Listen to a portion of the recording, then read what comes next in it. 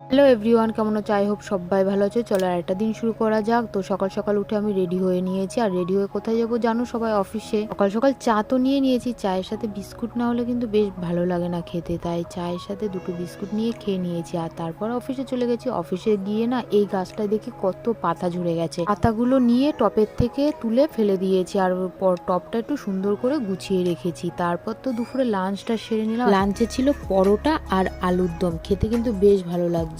সকাল থেকে কাজে একটু ব্যস্ত ছিলাম বলে সকালের ব্রেকফাস্টটা শেয়ার করতে পারিনি। কিছু ফল আর বিস্কিট খেয়ে নিয়েছিলাম। তারপর তো চলে গেছিলাম ফুড কোর্টে। কেন গেছিলাম? খুব গরম লাগছিল, একটু আইসক্রিম খেতে ইচ্ছে করছিল, তাই গিয়ে আইসক্রিম নিয়ে নিলাম। গরমে আইসক্রিম কার না খেতে ভালো লাগে, আমার তো বেশ ভালো লাগে। তারপর তো অফিস ছুটি হয়ে গেল।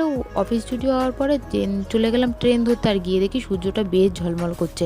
ঈদের কারণে চাঁদটা কিন্তু হেভি সুন্দরভাবে উঠেছে। মনা যেহেতু হাঁটতে পারছিল না বলে মনাকে ঘাড়ে নিয়ে নিল। দেন রাতে ডিনার সেরে নিলাম। দিনটা এভাবে কাটালাম।